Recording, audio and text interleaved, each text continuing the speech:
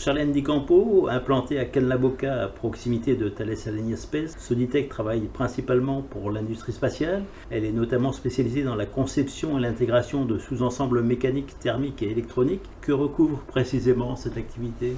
Donc en fait, nous, Soditech, on a 3 grands domaines d'expertise, donc la mécanique, la thermique et l'électronique, qu'on appelle plutôt électrique chez nous. On ne fait pas vraiment d'électronique, on fait plutôt du harnais électrique. Donc la mécanique, ça va plutôt couvrir tout ce qui est assemblage d'éléments sur du panneau vol qui va ensuite aller sur du satellite.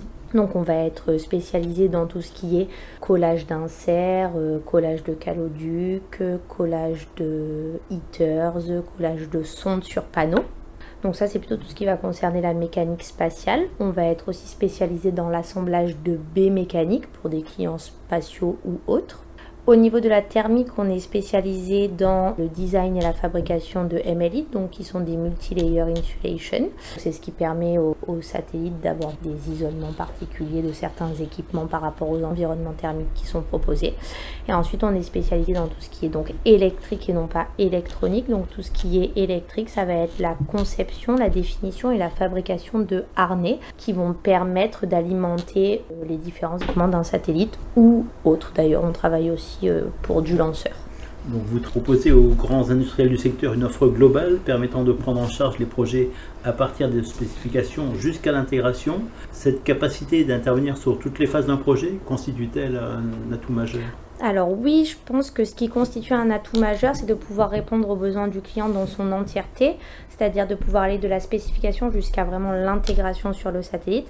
Ce qui est intéressant, c'est que du coup, on va être capable de prendre en charge tout le projet. Et quand c'est nous qui designons, nous qui définissons, comme on connaît par la suite très bien les contraintes de fabrication puisqu'elles sont réalisées chez nous, on peut dès le moment du design et de la conception adapter, on va dire, la conception à ce qui est faisable en fabrication. Ce qui se voit souvent, c'est quand c'est une société qui fait uniquement de la conception. Des fois, il y a des choses qui ne sont pas à nous ce qu'on appelle non industrialisables ou non fabricables, c'est-à-dire qu'en conception, on a l'impression que ça passe, alors que dans la réalité, la fabrication n'est pas réalisable. Donc oui, je pense que c'est un atout. Et l'atout majeur aussi, c'est de pouvoir après se déplacer chez les différents clients pour intégrer nous-mêmes nos propres équipements.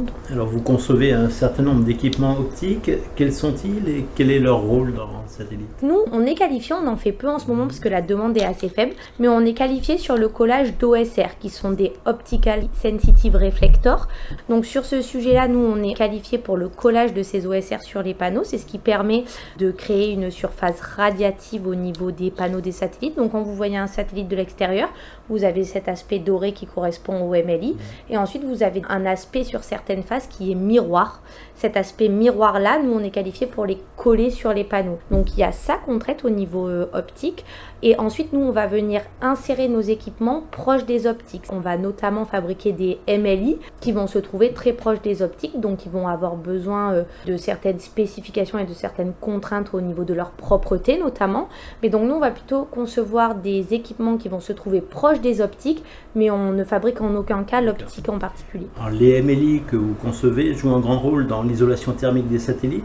De quoi sont-ils composés et comment cela fonctionne-t-il? Oui, donc les MLI qui sont donc des isolants thermiques, ce sont des multicouches sur lesquelles on alterne entre un matériau qui va être un écran radiatif, donc qui va éviter au rayonnement de passer à travers l'isolation, et ensuite on a des couches entre ces écrans radiatifs qui vont permettre de limiter la conductivité entre ces écrans radiatifs. Donc c'est une isolation thermique qu'on voit très peu en dehors du spatial, puisque c'est une isolation thermique qui marche très bien pour le rayonnement et qui marche très peu pour tout ce qui concerne la convection, mais dans l'espace on est dans le vide, du coup on n'a pas de convection, du coup c'est une isolation thermique qui est très adaptée pour ce type d'environnement là. Et ce sont ces MLI qui donnent au satellite le sentiment d'être couvert de feuilles d'or? Exactement, donc ce sont ces MLI, la feuille externe de la plupart des MLI, alors elles ne sont pas toujours dorées, mais la plupart des MLI sont faites en feuille externe en Kapton. Et le Kapton a un aspect effectivement on a l'impression que c'est doré. Oui. Alors vous l'avez dit, vous concevez et fabriquez également des harnais spatiaux qui permettent aux divers équipements des satellites d'être alimentés en courant. Ils sont composés de milliers de câbles parcourant le satellite. Quelles sont les différentes étapes de leur fabrication? Oui, alors on va distinguer 4 grandes étapes de fabrication. On va commencer par faire ce qu'on appelle le connecteur de départ. Donc on va commencer par faire un bout de chacun des câbles.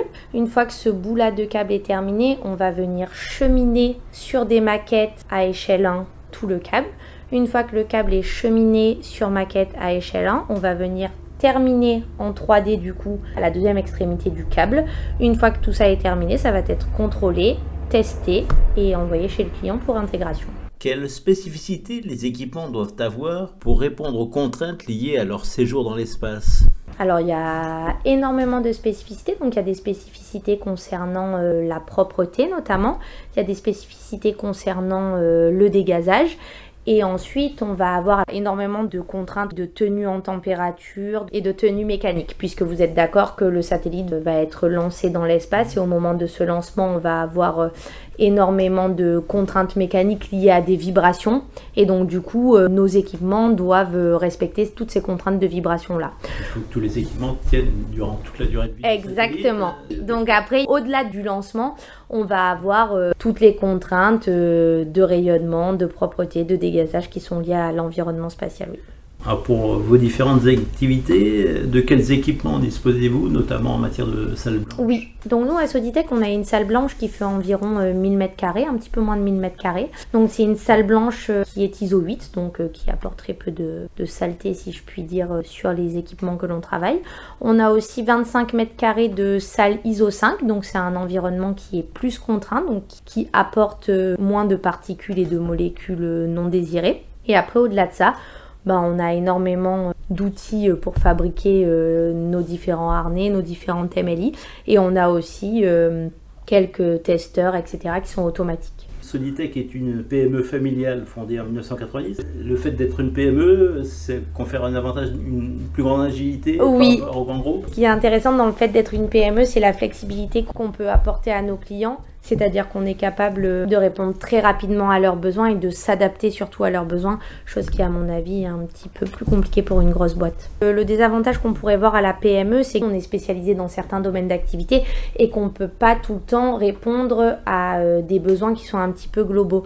L'objectif après, c'est d'être bien inséré dans le tissu local, voire le tissu national, pour essayer de trouver des partenaires à notre échelle qui sont du coup spécialisés dans d'autres domaines, pour essayer de proposer une offre plus globale à nos clients, qui sont plutôt des grands donneurs d'ordre. Donc la société a été fondée en 1990. Oui. Quelles sont les perspectives d'avenir? Est-ce que vous avez des projets en cours qu'on peut dévoiler? Alors des projets en cours qu'on peut dévoiler, je ne vais pas pouvoir vous dire grand chose. Par contre, nos perspectives, nous en tant que PME, c'est de réussir à suivre le marché spatial qui évolue beaucoup. On sait qu'on a énormément de concurrence dans le monde, qu'on n'est plus sur la fabrication d'un satellite prototype qu'on va livrer tous les 2 ans, mais qu'aujourd'hui on passe sur de la production en série, avec une quantité d'entreprises dans le monde qui a augmenté pour la fabrication de tous les différents équipements. Donc nous, l'objectif, c'est d'arriver à suivre la cadence et de rester compétitif sur le marché qui évolue, oui. Quels sont vos principaux clients actuellement? Outre Thales Alenia Space, donc on travaille avec tous les grands donneurs d'ordre du secteur, donc on va aussi travailler avec Airbus Defence and Space. On travaille aussi beaucoup avec les institutionnels, donc on travaille avec le CNES et avec les AB, via en général les donneurs d'ordre, mais c'est quand même intéressant. Ensuite, sans vous les citer, mais on travaille aussi dans le domaine du spatial, pas que pour des équipementiers de satellites, on va aussi travailler pour des lanceurs, enfin pour de la fusée. On travaille aussi dans le domaine de la défense et de la recherche. On travaille avec pas mal de laboratoires français et avec quelques entreprises de la défense. Alors, l'un des problèmes de l'industrie du satellite, c'est que c'est une industrie cyclique où les commandes ne sont pas toujours régulières. Qu'est-ce que vous faites pour essayer de contrer ce phénomène? Nous, l'objectif, ça a été de nous diversifier notamment dans nos types d'activités. C'est pour ça que, comme je vous le disais précédemment, on est spécialisé dans le spatial, c'est vraiment notre expertise, mais on travaille aussi beaucoup dans les domaines de la recherche et de la défense, ce qui nous permet de pallier à cette cyclicité des contrats dans le domaine du spatial. Et dans le domaine du spatial aussi, l'objectif, ça a été de diversifier notre carnet d'adresses clients, parce qu'en général, quand c'est pas un client qui gagne un contrat, ça en est un autre. Donc pour éviter de subir cette cyclicité, on essaie de se diversifier aussi chez les clients spatiaux.